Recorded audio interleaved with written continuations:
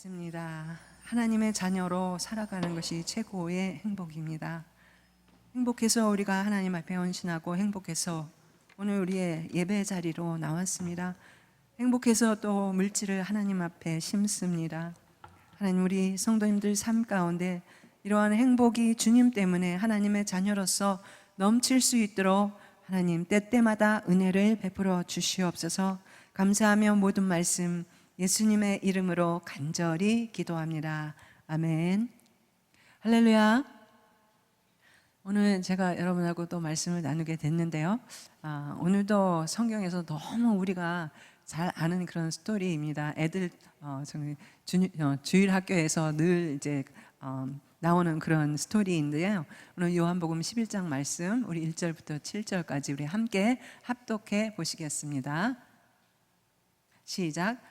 어떤 병자가 있으니 이는 마리아와 그 자매 마르다의 마을 베다니에 사는 나사로라. 이 마리아는 향유를 주께 붓고 머리털로 주의 발을 닦던 자요, 병든 나사로는 그의 오라버니더라.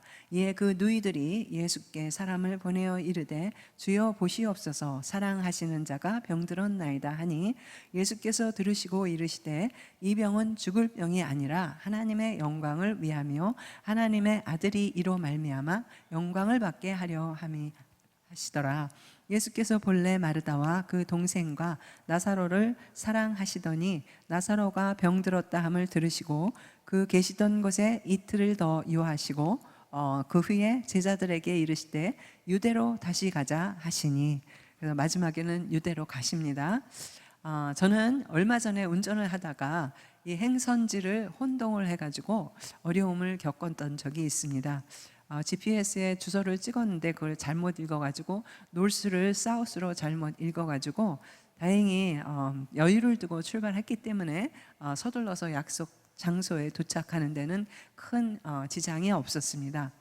잠시 동안 이 당황한 가슴을 가라앉히느라 심호흡을 해야 했었습니다.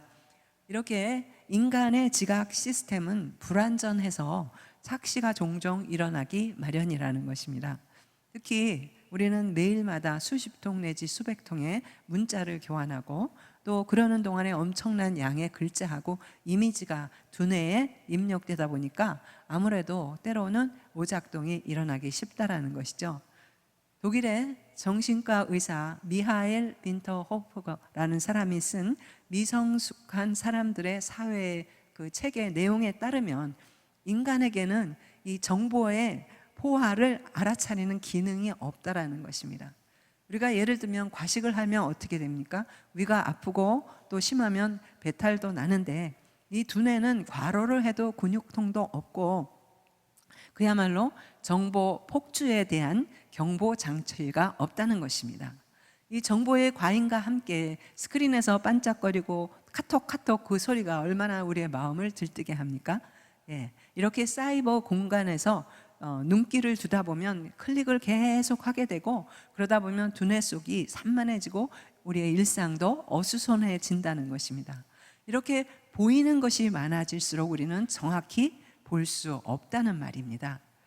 사람들은 보는 것이 믿는 것이다 라는 격언을 믿고 보는 것이 제일 정확한 줄 알고 사는데 성경은 반대로 이야기하고 있습니다. 고린도후서 5장 7절 말씀에 보면 이는 우리가 믿음으로 행하고 보는 것으로 행하지 아니함이라고 했습니다.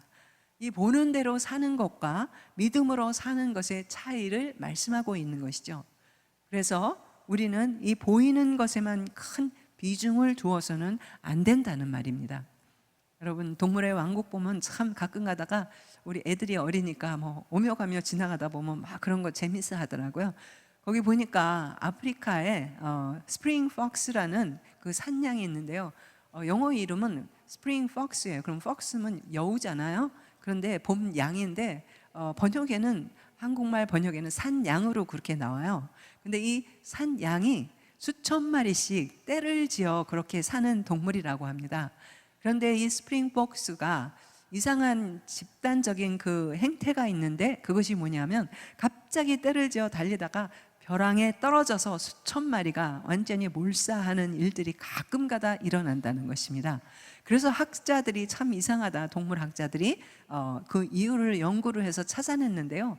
이렇게 수천 마리씩 떼를 지어 다니다 보니까 뒤에서 따라오는 양은 먹을 게 없는 거예요.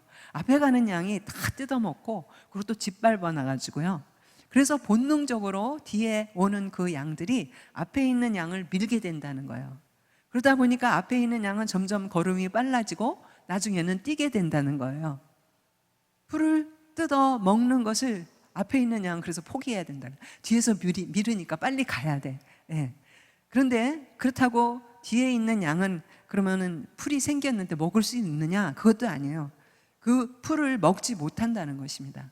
왜냐하면 앞에 있는 양들을 따라서 그냥 또 냅다 달린다는 거예요. 이 스프링 폭스라는 양은 약한 동물이라서 떼를 지어 그렇게 살기 때문에 풀을 먹기 위해서 만약에 내가 멈췄다, 그 순간에 내가 무리해서 떨어질까 봐서 그럼 죽음이거든요. 그냥 그래서 냅다 뛴다는 거예요. 그렇게 양들은 이유도 모르고 뛰다가 벼랑을 만나게 되고 그럼 멈출 수가 없다는 거죠. 앞에 양은 뒤에서 미니까 떨어지고 뒤에 있는 양은 앞에 양을 따라서 앞만 보고 가다 보니까 벼랑으로 떨어져서 그렇게 몰사한다는 것입니다. 참 웃지 못할 그러한 양들의 이야기인데요. 사람 사는 것이 비슷하지 않을까 그런 생각이 제가 들었습니다. 어른이나 아이들이나 보면 교회 와도 그러고요. 가장 무서워하는 것이 집단에서 소외되는 거예요. 낙오되는 거예요. 그래서 학교에서도 왕따 되는 거, 회사에서도 왕따 되는 거 너무 힘들어하지 않습니까? 그래서 사람들은 앞사람을 보고 따라갑니다. 그리고 서로 때로는 앞에 서려고 경쟁하고 밀어내기도 합니다. 그러다 보면 삶이 점점 빨라지게 되죠. 그래서 내가 아무리 천천히 걸으려고 해도 뛰어가게 된다는 것입니다. 왜 그렇게 뛰어야 하는지, 어디로 가는지 알지 못하면서 눈앞에 보이는 것을 따라서 인생의 벼랑을 향해서 그냥 냅다 뛰기만 한다는 것입니다. 그런데 정말 안타까운 것은 예수 믿는 사람도 예외가 아니라는 것입니다. 예수를 믿는다는 것은 세상을 보지 않고 예수만 바라보고 따르겠다고 그러한 사람들이 예수 믿는 사람 아닙니까? 남이 뛴다고 뛰지 않습니다. 그런데 우리가 살다 보면 세상과 이 사람들에게 파묻히게 된다는 것입니다. 그래서 하나님을 잃어버리게 됩니다. 이 스프링 폭스처럼 허둥대면서 세상 속에서 밀치면서 또 밀리면서 다름질을 하게 되는 것이죠. 그래서 우리가 무엇을 보느냐가 참 중요합니다. 보는 대로 사는 것과 믿음으로 사는 것은 그 차이가 엄청나다는 것입니다. 예를 들면 우리에게 하나님께서 눈을 주신 것은 저는 너무나 축복의 선물이라고 생각합니다. 눈 없이 산다는 것을 여러분 한번 상상해 보셨습니까? 그러나 우리가 눈으로 보는 것을 다 믿을 수는 없다라는 것입니다. 왜냐하면 인생은 우리 눈으로 볼 수 없는 것들이 더 많기 때문입니다. 그래서 우리에게는 하나님이 필요합니다. 우리의 눈은 항상 보면 문제를 봅니다. 하나님의 눈은 해결책을 봅니다. 우리의 눈은 약점을 먼저 봅니다. 그런데 하나님의 눈은 장점을 본다는 것입니다. 우리가 볼 수 있는 그 이상의 것들이 있다라는 것을 우리는 인정을 해야 된다는 것이죠. 우리는요, 예를 들면 본 것을 믿는 자가 아니라는 것입니다. 초자연적인 것을 우리는 믿어야 되는데 그런 것을 믿어야 보이는데 자연 법칙에 의해서 우리 자신을 완전히 제한하고 살아간다는 거죠. 그래서 초자연적인 역사를 놓친다는 것입니다. 우리는 내가 겪는 이 불가능한 상황 때문에 하나님의 초자연적인 역사를 가로막든지 거부하든지 한다는 것입니다. 문제는 우리가 너무 이 자연 법칙에 묶여 있어서 초자연적인 역사를 놓치거나 거부하는 적이 많다라는 것입니다. 여러분에게 일어날 이 기적, 그 기적을 가로막지 말라는 것입니다. 찬송에도 우리는 얼마나 많이 찬양해도 기적에 대해서 찬양을 합니까? 그런데 그 기적은 나랑 너무나 거리가 멀다라는 것이죠.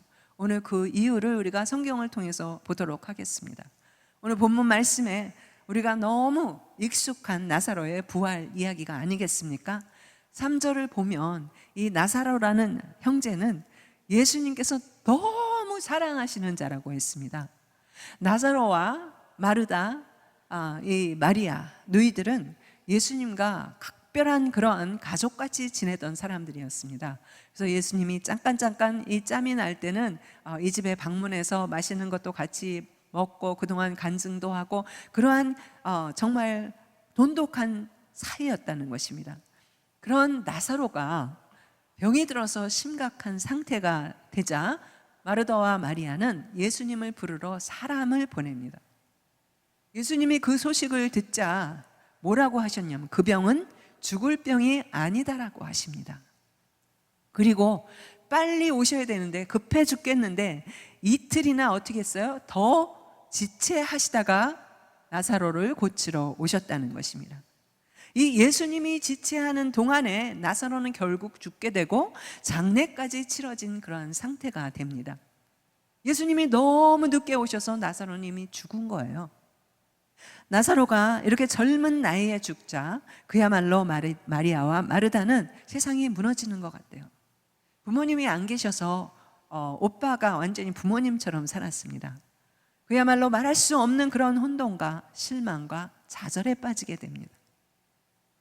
어떻게 보면 우리가 산다는 것은 죽음과 끊임없이 치러야 하는 치열한 전쟁이라고 말할 수가 있습니다. 그래서 우리는 조그만 병에 걸리면 막 그냥 구글 찾아보고 인터넷 찾아봐서 내 병이 무슨 병인가, 의사한테 가기 전에 뭐 못 기다려요. 그래서 보면은 쫙 보면은 웬만한 증세는 다 거기에 나오는 암이고요, 불치병입니다. 그러면 그때서부터 더 걱정이 심해져서 빨리 가서 검사를 해야 되는데 요즘 보험이 별로 안 좋아가지고 왜 이렇게 시간이 오래 걸리는 거지? 그래서 걱정을 하는 것이 정말 우리지 않습니까? 그만큼 이 죽음은 말로 표현할 수 없는 슬픔과 상실감을 우리에게 안겨줍니다. 그래서 병만 걸리면 우리가 두려운 게 그래서 두려운 거예요. 병 때문에 두려운 게 아니에요. 그 뒤에 죽음이라는 것이 있기 때문이죠. 20절에 보니까 오빠가 죽기 전에 예수님이 오시기를 기대했던 마르다가 예수님을 먼저 가서 만나는데 마르다의 첫 마디가 뭐였냐면 주께서 여기 계셨더라면 내 오라버니가 죽지 아니하였겠나이다. 어디 계셨느냐, 왜 늦게 오셨느냐 따지는 거예요. 많은 경우에 우리 기도 응답이 늦게 오면 그게 속마음은 내가 하나님에게 지금 따지고 있다 그러지는 않지만 속마음은 우리는 따지고 있는 거예요.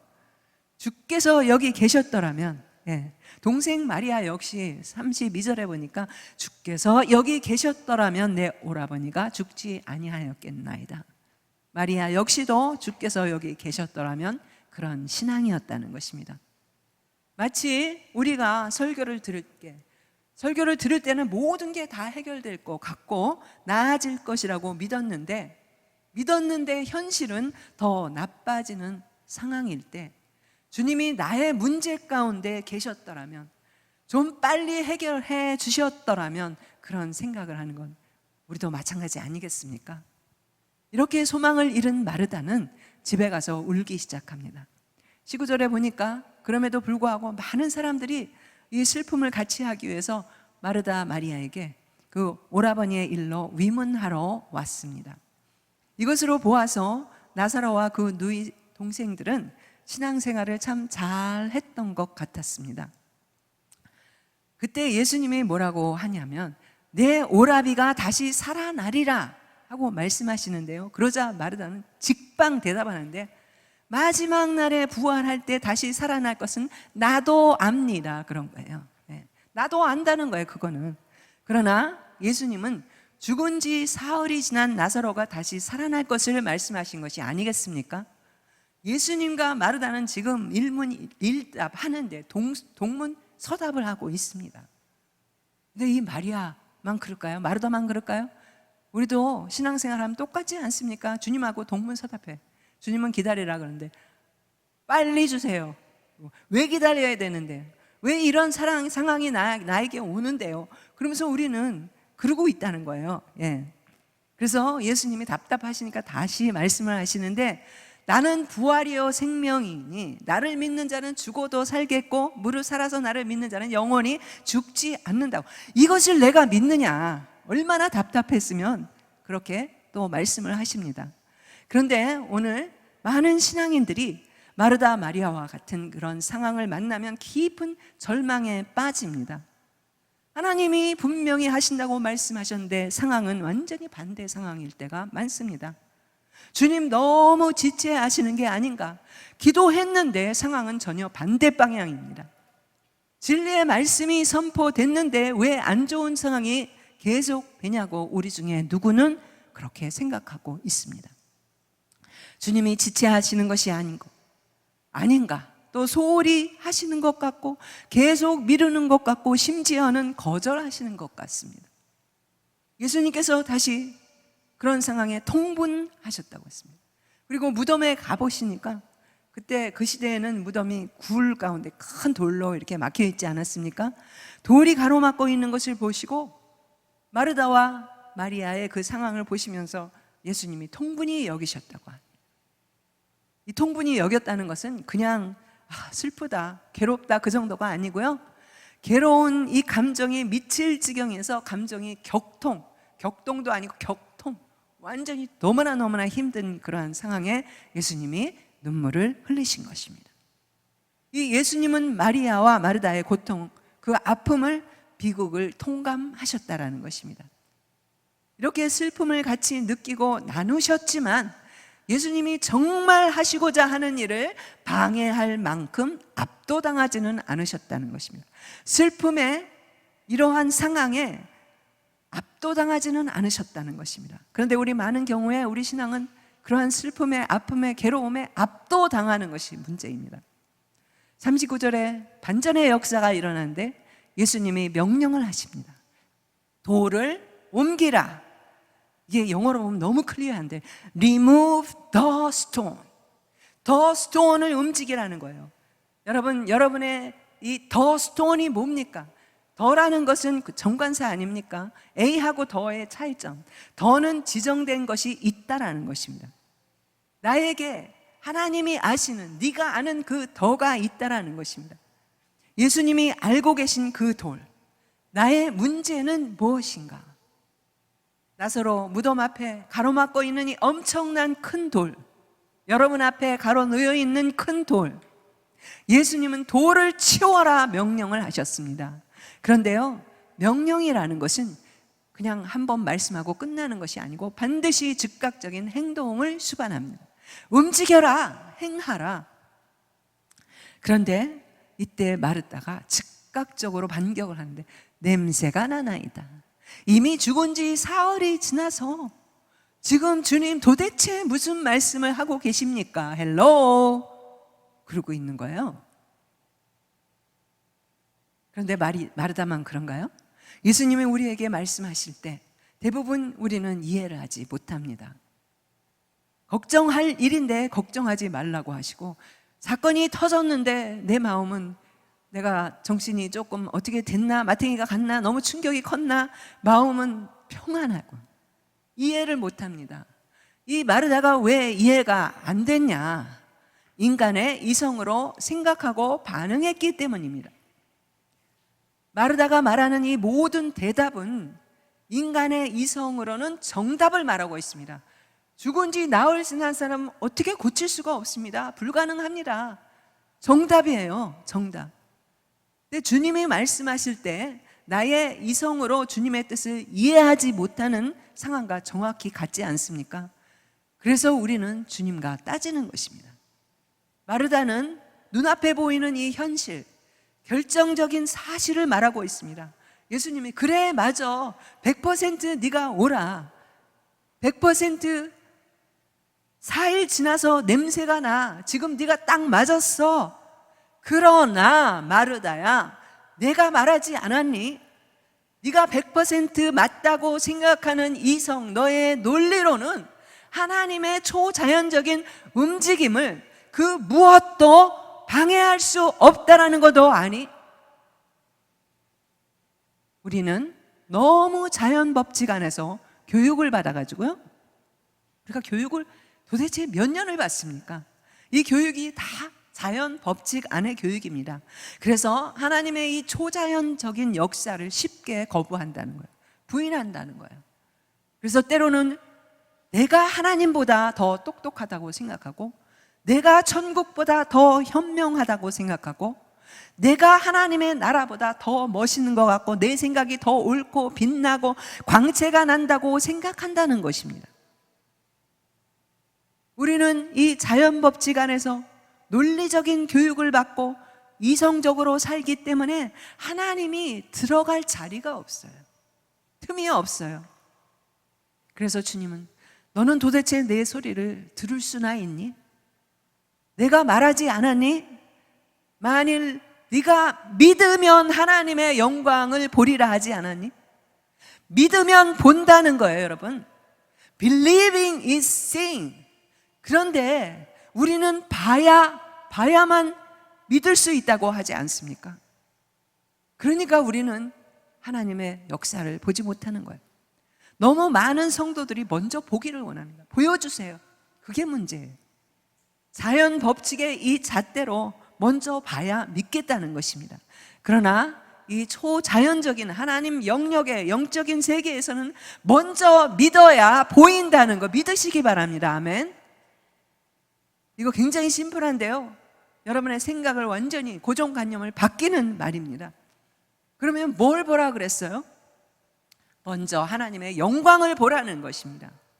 여러분의 문제 안에 계신 이 하나님의 영광을 보라는 것입니다. 문제 안에서 하나님 자신이 영광을 나타내시는 것을 보라는 것입니다. 하나님의 영광이 오늘도 여러분의 그 사건 안에서, 문제 안에서 어떻게 일하고 계신지를 보라는 것입니다.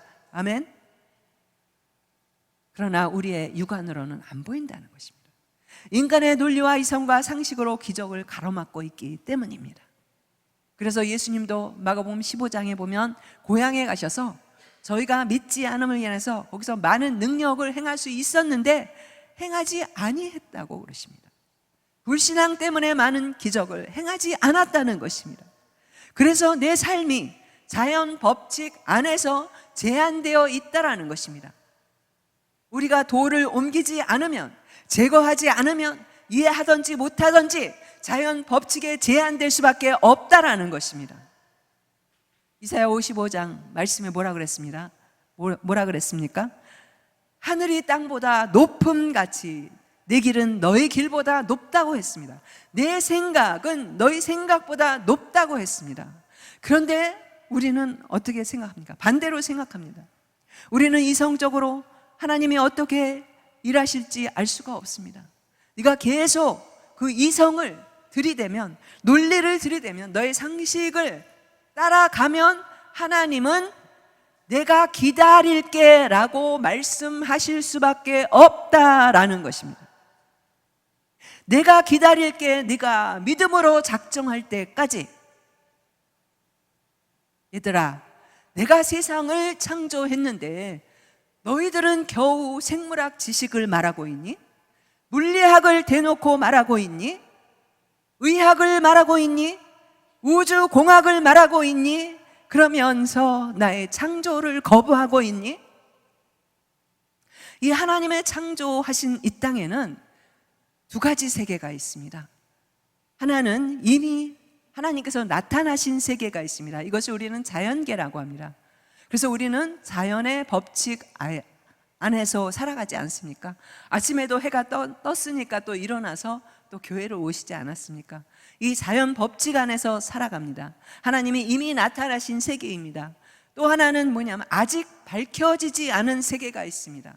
그게 바로 초자연적인 법칙에 의해서 움직여지는 세계인데, 이게 말씀에 정확하게 나와 있습니다. 신명기 29장 29절에 보면 오묘한 일, 그게 영어로 뭐냐면 the secret things예요. 이 오묘한 일은 우리 하나님께 속했다 그랬습니다. 그런데 나타난 일, 이미 나타난 일은 영구히 우리와 우리 자손에게 속하였다 그랬어요. 뭐예요? 우리는 자연 법칙, 하나님이 우리한테 나타내 보여주신 자연 법칙 안에서 우리도 살고 우리 자손 대대로 산다는 것입니다. 아멘. 그래서 여러분의 문제가 무엇이든 간에 하나님에게는 그렇게 중요하지 않아요. 하나님이 돌을 옮기라고 하실 때 돌을 움직이기 전에는 하나님이 어떻게 하실지 우리는 전혀 볼 수가 없다라는 거예요. 진짜 하나님의 마음 모르겠어요. 모르는 게 당연하다는 거예요. 이 초자연적인 영역에서 이루어질 일을 비밀로 하셨기 때문입니다. 우리는 그래서 미리 볼 수가 없어요.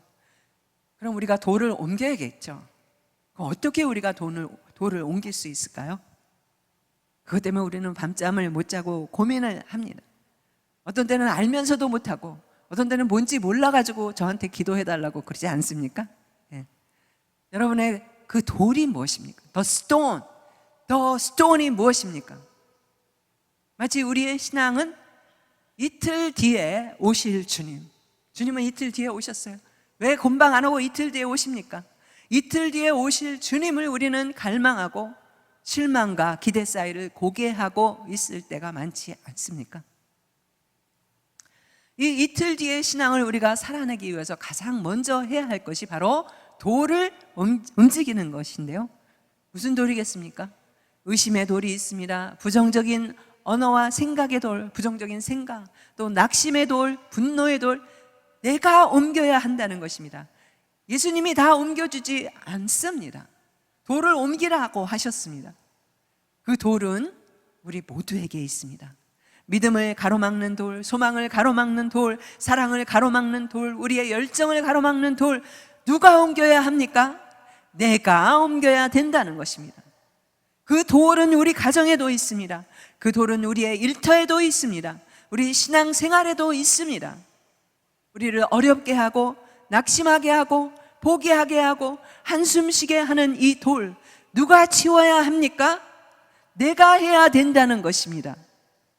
먼저 이 돌문을 치워야 주님이 나오라고 선포해 주시는 것입니다.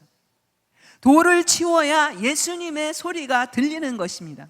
갇혀있지 말고 나오라는 것입니다. 앉아있지 말고 나오라는 것입니다. 묶여있지 말고 나와라. 이 나사로를 부르신 예수님이 오늘 나오라고 하실 때, 여러분, 내가 여기 있습니다. 두 손 들고 그 돌을 제거하시는 여러분 되시기를 주님의 이름으로 축복합니다. 아멘. 주님께서 이 냄새나는 무덤을 왜 열라고 하시느냐 따지는 마리아와 마르다. 어쩌면 이들의 투정은 이 시대에 우리와 다를 바가 하나도 없습니다. 입으로는 우리가 믿음을 고백할지 모르지만 현실 앞에서 깊은 절망에 휩싸여 살아가지 않습니까? 벌써 냄새가 나나이다. 이 말이 뭐겠습니까? 우리 자녀 문제 너무나 힘듭니다. 소망이 없는 것처럼 보입니다. 부부 문제 이미 너무 골이 깊습니다. 질병의 문제 의사가 포기했습니다. 그래서 끝났어, 늦었어 그러고 계십니까? 이러한 오해는 하나님의 일을 눈에 보이는 것만 보고 판단하고 불가능하다고 단정을 짓는 우리의 합리적인 이 사고 방식에서 왔다는 것입니다. 마르다는 돌을 옮겨 놓으라는 말씀을 듣고 뭐라 그랬습니까? 내 생각에는 죽은 사람은 다시 살아날 수 없다고요. 그렇게 생각하는 게 문제라는 것입니다. 그럼 예수님은 왜 오라고 했나요? 마르다 마리아는 왜 예수님을 오라고 불렀습니까? 믿음도 없이 불렀어요? 그 먼 거리에서 왜 기도는 합니까? 우리가 똑같이 이러고 있다는 거예요. 합리적인 사고 방식으로 하나님의 일을 방해하고 있다는 것이죠. 예수님은 돌을 옮겨 놓으라고 했지, 여러분, 나사로를 살리라고 하지 않으셨습니다, 여러분. 그런데 우리는 돌을 옮기라는 말을 나사로를 살리라는 말로 오해를 한다는 것입니다. 우리는 나사로를 살릴 수 없습니다. 그래서 안 된다, 못한다, 어렵다, 끝났다, 냄새난다 라고 하며 나의 합리적인 이 사고로 하나님이 하시려는 일을 방해하고 있다는 것입니다. 여러분, 합리적인 사고를 가진 사람, 지적이고 막 훌륭하고 인격도 좋고, 그러나 그게 한계입니다. 합리적인 사고 방식하고 믿음과는 정반대이기 때문입니다. 여러분, 불가능으로 이렇게 가득 찬 내 생각 안에는 불가능한 말이 튀어나올 수밖에 없지 않습니까? 그래서 이 부정적인 말에 도를 옮겨야 합니다. 37절에 보니까 마르다 마리아도 그랬지만 그 중에서 온 손님 중에서 아니 어떤 사람이 안 못 보는 사람의 눈도 뜨게 한 사람, 그 예수님이 나사로는 죽지 않게 하실 수 없었나 하며 빈정대기 시작했습니다. 이 부정적인 말, 또 빈정대는 말, 비꼬는 말, 낙심하게 하는 이 말을 습관적으로 하는 그런 사람이 있습니다. 해봤자 안 될 거야. 나 다 해봤어. 괜히 힘쓰지 마. 이 우리 입의 말은 미래를 결정한다라고 했습니다. 부정적인 말은 하지도 말고 듣지도 말고 흔들리지도 말라는 것입니다. 여러분에게 어떤 사람이 부정적인 말을 하는데 그래 맞아 안 될 거야 라고 여러분이 계속 동조한다면 여러분도 문제라는 거예요. 그런 말에 귀가 열려있기 때문에 그런 말이 계속 들리는 것입니다. 들어서 별 도움이 되지 않는 말을 하는 사람에게 여러분 지혜롭게 분위기 좋게 아 말이야 오늘 내가 기분 좋은 날인데 좋은 얘기 듣고 싶어요 하고 좋게 막으라는 것입니다. 끝까지 근데 다 들어줘. 그러고 나서 나도 기분이 나빠. 그렇죠? 예. 긍정 심리학을 연구하는 교수님이 마틴 셀리그만이라는 사람이 연구를 했는데요. 우울증에 걸린 사람들이 부정적인 언어 습관을 갖고 있는 것을 찾아냈습니다. 예를 들면 무력감, 우울증, 비관주의에 빠지는 원인도 부정적인 언어 습관 때문이라는 것입니다. 그는 또 우리의 인생에서 능력도 중요하고 재능도 좋지만 더 중요한 변수가 있다라는 게, 그 변수가 뭐냐면 긍정적인 언어 습관이라는 거예요. 내가 조금 능력이 부족하고 재능이 부족해도 긍정적인 언어의 습관을 가지면 우리가 승리할 수 있다라는 것입니다. 예수 믿는 우리가 힘쓰며 살아야 할 수많은 것들이 있지만 가장 쉽기도 하고 가장 어려운 것이 뭐겠습니까? 우리 입을 관리하는 것입니다. 우리 입을 잘 관리합시다. 아멘. 잠언 10장에 보면 구구절절히 이 말에 대해서 나오는데요. 의인의 입은 생명의 샘이라고 그랬어요. 그래서 살리는 말을 합니다. 악인의 입은 독이 나오기 때문에 죽이는 말을 한다는 거예요. 그런데 우리 행복 너무 좋아하죠. 어저께 결혼식도 결국은 행복하기 위해서 그렇게 많은 돈과 막 노력을 해가지고 그렇게 결혼식을 하는 게 아니겠습니까? 결혼을 하는 거죠. 근데 행복하려면 먼저 그 입에서 나오는 말이 행복해야 된다는 것입니다. 말이 변하면 삶이 변화된다는 것입니다. 그래서 할 말, 안 할 말을 절제할 줄 알아야 된다는 것입니다. 그리고 다른 사람의 험담을 옮기다 보면요, 이 옮기는 나조차도 그 나쁜 내용이 물든다는 거예요. 남의 말을 옮기기 좋아하고 남을 비방하는 말은 결국 자기 자신까지도 피폐하게 만든다는 것입니다. 그래서 여러분, 말이 변해야 기적이 일어난다는 것입니다. 아멘. 이제 마르다가 돌을 옮겨야 하는데 그녀가 혼자 할 수 없으니까 42절에 보면 예수님께서 돌을 옮기는 일에 그때 왔던 그 둘러선 무리들에게 하라고 하십니다. 장례식에 참석한 지인들, 또 교회 식구들도 어저께도 결혼식도 참석했지 않습니까? 돌을 옮기는 조력자로, 그래서 우리는 공동체가 필요한 것입니다. 그래서 셀이 필요하고 내가 혼자 움직일 수 없는 이 돌을 함께 들어서 제거할 수 있는 공동체가 바로 교회가 아니겠습니까? 혼자 돌을 움직일 수 없을 때 도움이 필요합니다. 여러분을 늘 사랑하고 가슴에 품고 함께 울어주고 돌봐주고 또 그들의 손을 문제의 돌문에 대고 움직여줄 사람, 기도해줄 사람, 우리 모두에게는 그러한 도움이 필요합니다. 돌문을 옮겨야 합니다. 그게 바로 교회입니다. 드디어 돌을 옮겨 놓았습니다. 믿음이 행동으로 보이자 예수님은 하나님께 감사 기도를 하기 시작합니다. 그런데 이 문장에 보면 하나님이 예수님이 감사 기도를 드렸구나, 그러고 넘어가면 안 되고요. 문장의 시제를 보면 이유가 나오는데요. 하나님, 제가 지금 기도하고 있는 내용을 들어주시니 감사합니다. 그렇게 현재형으로 말하지 않았다는 거예요. 현재 진행형이 아니라는 거예요. 말한 거 보면 아버지여 내 말을 들으신 것을 감사하나이다. 과거 시제예요. 과거. I thank God that you have heard me. 나를 들으신 것을 감사한다는 거예요. 거기서 끝나면 안 돼요. 또 이 말에 왜 이렇게 표현하시는지 의미를 알아야 돼요. 이 말의 의미는 나사로의 병에 대해서 듣고 나사로를 살리기로 하나님과 예수님과 삼위일체 하나님이 동의가 이미 끝났다라는 거예요. 오시기 전에. 아멘. 지금 여러분 이게 벙벙해가지고 눈만 깜빡깜빡 하는데요, 이게 장난이 아니에요. 왜냐하면 예수님이 우리의 중보자이시기 때문에 그래요. 히브리서 7장 말씀과 로마서 8장 말씀에 보면 예수님이 우리의 중보자이십니다. 나사로의 소식을 듣자 그 순간에 이미 하나님과 논의가 끝났다라는 것입니다. 어떻게 해요? 나사로를 살립시다. 예. 예수님은 우리가 믿음을 보일 때까지 기다리신 것입니다. 여러분의 많은 기도 제목들이 우리의 믿음을 기다리고 있습니다. 아멘입니까? 돌 무덤을 옮길 때까지. 11장 2절에 보니까 이 병은 뭐라 그랬어요? 죽을 병이 아니라 그랬어요. 나의 영광을 위함이라 그랬습니다. 너희들이 믿음을 볼 때 내가 기적을 베풀리라. 초자연적인 역사를 일으키리라 말씀하시는 것입니다. 영의 세계에서 이미 동의했어도 믿음의 다리가 너의 믿음이 다리를 세울 때까지 내가 기다린다는 것입니다. 자연계에서 마르다와 마리아는 어떤 일이 일어날지 모르는 것이죠. 그러니까 계속 동문서답하고 있는 거예요. 우리도 계속 지금 동문서답하고 있는 거예요. 보통 우리는 기도하고 나면 하나님의 때를 기다려야 된다. 그거 아니라는 거예요.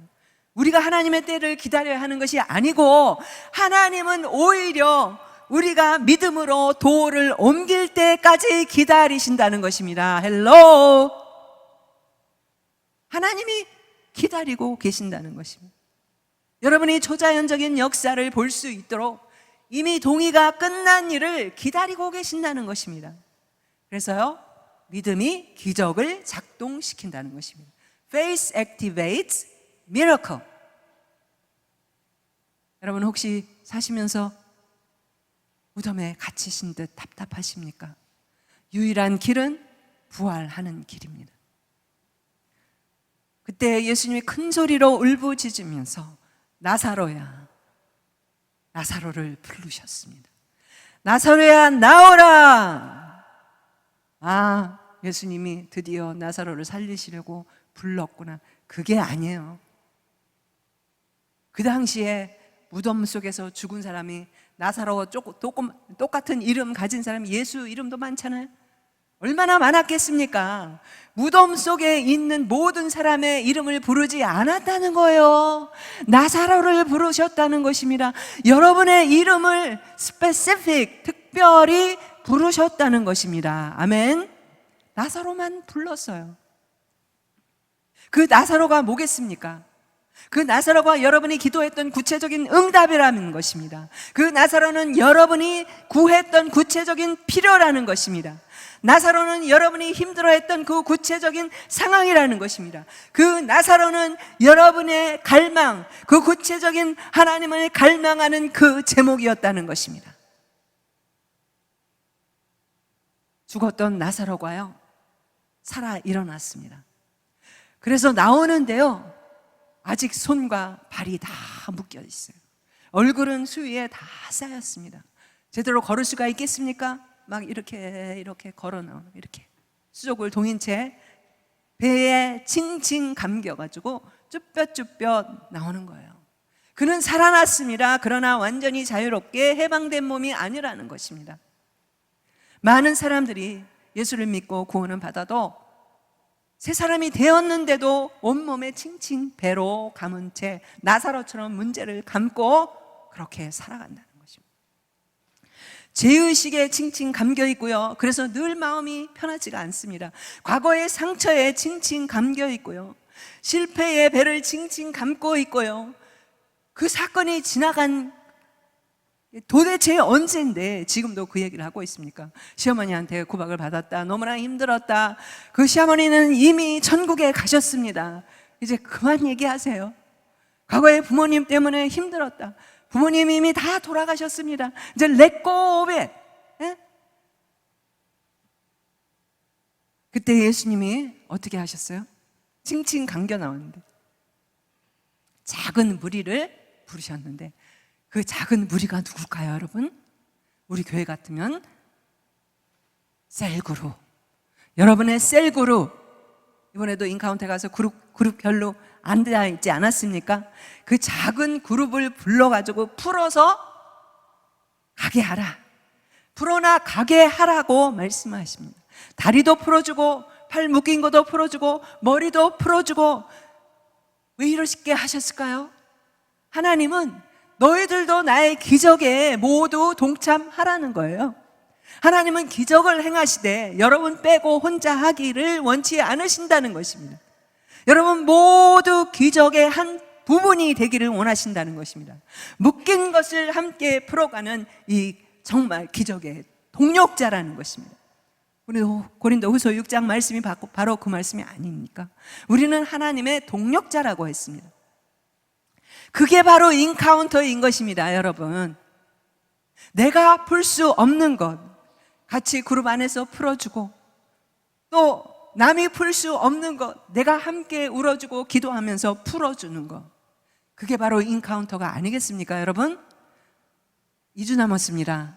남자분들, 우리 장로님, 우리 물론 올라가시겠지만 우리 집사님들 이번에 다 올라가서 그러한 기적의 역사를 경험하면 너무 좋겠습니다. 아멘.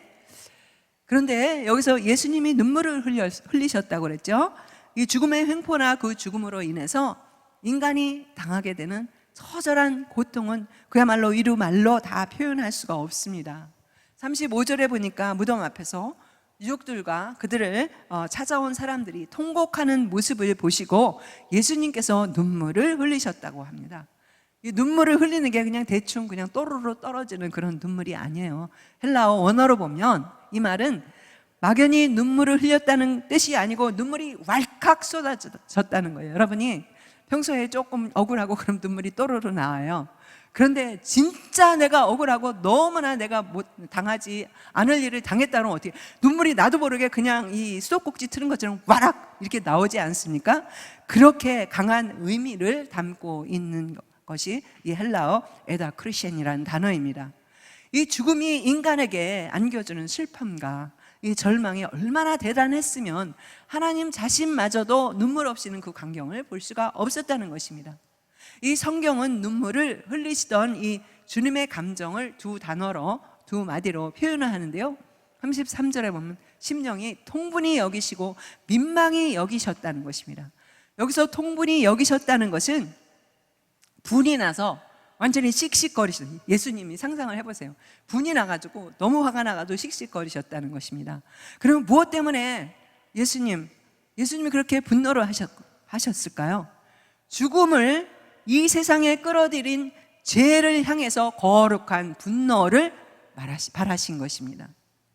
이것이 통분히 여긴다는 말의 의미인 것입니다.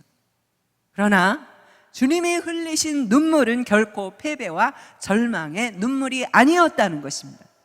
25절 이하를 보면 주님은 비록 눈물을 흘리시고 계셨지만 나는 부활이야, 나는 생명이야 하고 외치셨습니다. 뿐만 아니라 이 사실을 믿는 자는 죽어도 다시 살아난다고 그랬고, 살아서 나를 믿는 자는 영원히 죽지 않는다고 선포한 것입니다. 이 말씀은 엄청난 뜻인 것입니다. 예수 믿는 자는 죽음의 영역에서 이미 해방되었기 때문입니다. 그에게 있어서 믿는 자의 죽음은 잠자는 것뿐이라고 했습니다. 여러분, 어젯밤에도 잠들었다 오늘 아침에 잠 깨서 이곳에 오셨죠? 그렇게 잠시 잠자는 것뿐이라는 것입니다. 그러면서 우리 친구 나사로가 잠들어서 그렇게 친했다는 거예요. 우리 아까 찬양할 때도 나는 주의 친구, 맨날 막 춤추면서 박수치면서 노래는 하지만 친구같이 느껴지지 않잖아요, 여러분. 그런데 예수님은 나사로더러 나의 친구, 그 친구라는 친밀감을 여러분은 느끼셔야 되지 않겠습니까? 아멘입니까? 그래서 내가 깨우러 간다. 얼마나 좋고 같은 얘기입니까? 그런데 예수님에게는 이게 진실이었어요. 왜? 행하실 것이기 때문에. 자신이 죽음을 초월하시고 우리에게 생명이고 부활이라는 사실을 강력하게 선포하는 엄청난 말씀이었던 것입니다. 디모데후서 1장 말씀에 보면 저는 사망을 패하시고 복음으로써 생명과 썩지 아니할 것을 드러내신다고 했습니다. 여기서 사망을 패한다는 뜻이 뭐냐면 사망이 완전히 무력화됐다는 거예요. 여러분에게 사망은 완전히 힘이 없다는 것입니다. No power. 아멘. 네.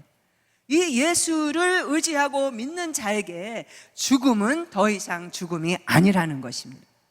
이것을 입증하기 위해서 예수님은 나사로를 다시 살려주신 것입니다. 이 요한이 요한복음을 쓰면서 선정한 7가지 이적 가운데 그 중에서 가장 감동적인 것을 바로 이 나사로의 부활이라고 할 수 있습니다. 사복음서에 다 나와 있으니까. 더욱이 이 이적은 사복음 전체에 기록된 예수님의 36가지 그 기적들 중에 유대 지도자들에게 가장 큰 충격을 줬습니다. 완전히 락바른, 완전히 무너지게 만드는 가장 충격적인 일이었어요. 왜? 죽은 자가 어떻게 살아납니까? 네. 그래서 47절에 보면 나사로가 부활한 사건에 대해서 그들이 전에 듣고 그들이 곧바로 산헤드린 공회를 소집합니다. 지금 같으면 우리 교단 같으면 교단 총회가 열리게 된 거예요. 도대체 이 일을 어떻게 해결해야 되고 이 담임 목사를 어떻게 해야 되고 그 교회를 어떻게 해야 되겠냐, 그런 회의가 소집이 됐다는 거예요. 그래서 드디어 회의에서 예수님을 처형해야 되겠다고 최종 합의를 하게 됩니다. 예수님은 세상을 죽음의 손, 악에서 건져내기 위해서 자기가 사망의 손에 자원하는 마음으로 죽지 아니하면 안 되는 몸이 되신 거죠. 이렇게 나사로는 무덤 밖으로 나왔고 자유케 되었습니다. 오늘 우리의 삶이 무덤에 들어가 냄새나는 그 나사로와 같은 모습으로 산다 할지라도 예수님은 죽음을 생명으로 바꾸시는 분이라는 것입니다. 그 예수님은 어제도 오늘도 내일도 영원토록 동일하게 역사하시는 분이라는 것입니다. 과거의 하나님이 아니라는 것입니다. 많은 사람들이 죽은 나사로와 같은 모습으로 살아갑니다. 그래서 때로는 냄새가 납니다. 절망의 냄새, 슬픔과 좌절의 냄새, 죄와 탐욕의 냄새, 온갖 냄새 위에 집을 짓고 행복하게 살려고 야무진 꿈을 꾼다는 것입니다. 그렇기 때문에 그 집이 어떻게 행복할 수 있겠습니까? 결코 쉽지 않은 것이죠. 제가 오늘 동물 얘기는 많이 하는데요, 이번에는 새 시리즈를 한번 해보겠습니다. 새들이요, 바람이 강하게 부는 날 집을 짓는다 그래요. 아니, 바람이 강하게 불면 참 집 짓기 힘들 텐데 왜 그러냐면 강한 바람에도 견딜 수 있는 튼튼한 집을 짓기 위해서라는 것입니다. 바람이 불지 않는 날 지은 집은 약한 바람에도 허물어져 버린다는 것입니다. 여러분 인생에 지금 강한 바람이 불고 있습니까? 실망하지 마시기 바랍니다. 여러분은 지금 강한 바람 속에서 튼튼한 믿음의 집을 짓고 계신 것이기 때문입니다. 그 오랜 세월을 살아오면서 내가 지어놓은 것들 중에 떠내려간 것이 얼마나 많을까요? 온갖 폭풍으로 그리고 바람으로 무너지고 물에 잠겨 못 쓰게 되는 나의 인생의 조각들이 얼마나 많을까요? 그 비바람을 견딜 만큼 제대로 짓지 못한 그 결과가 아니겠습니까? 이틀 뒤에 오시더라도 우리가 능히 견딜 수 있는 믿음의 집을 지어야 되지 않겠습니까? 이 무덤 안에는 나사로야 나오라 하시는 하나님 아들의 음성이 완전히 메아리를 쳤습니다. 그때 나사로의 심장이 다시 뛰기 시작합니다. 쿵쾅 쿵쾅. 우리에게 이 생명과 자유를 주실 수 있는 분은 오직 예수님밖에 없습니다. 할렐루야. 이 예수님은 나사로를 살리심으로 인해서 자신이 부활이요 생명임을 실제적으로 증명하셨고, 며칠 후면 그 자신이, 예수님 자신이 십자가에 죽으시고 다시 부활하실 것이라는 사실을 미리 예고하신 것입니다. 그리고 더 나아가서 세상 끝날 예수님이 재림하실 때 하늘의 별과 같이 무수한 성도들이 천사의 나팔 소리를 듣고 무덤에서 일어날 것을 가르쳐 주신 사건입니다. 이런 의미에서 예수님은 이틀 뒤에 오셔야 됐습니다. 여러분, 지금 기다리신다고 왜 빨리 응답이 안 오냐고 걱정하지 마시기 바랍니다. 믿음을 세우시기 바랍니다. 무덤의 돌을 움직이시기 바랍니다. 왜냐하면 이 나사로는 죽어야 됐고요, 나사로의 죽음은 바로 부활의 시작이었기 때문입니다. 아멘, 할렐루야. 오늘 이 말씀을 저도 굉장히 회개를 많이 하게 됩니다. 나의 합리적인 사고방식으로, 이성으로 하나님을 나의 잣대로 항상 재면서 하나님을 부정하고 불신앙으로 살았던 것이 아닌지, 하나님 이제 돌을 옮기는 믿음의 사람으로 살게 해달라고 우리가 기도하는 시간 됐으면 좋겠고요, 아직도 돌문을 열어젖히지 못한 우리가 믿음으로 돌을 옮기게 해달라고 기도했으면 좋겠고요, 주님이 나오라고 하는 그 음성을 듣는 믿음의 승리자들이 여러분이 되셨으면 좋겠습니다. 아직도 묶여있는 사람들은 주님이 풀어놓아 자유케 하라, 가게 하라고 말씀하시는 그 말씀을 들으시는 시간 되었으면 좋겠습니다. 우리 다 일어나셔서 주여 한번 부르짖고, 하나님, 내가 하나님의 기적을 나의 이성으로 막았습니다. 나의 논리로 막았습니다. 나의 상식으로 막았습니다.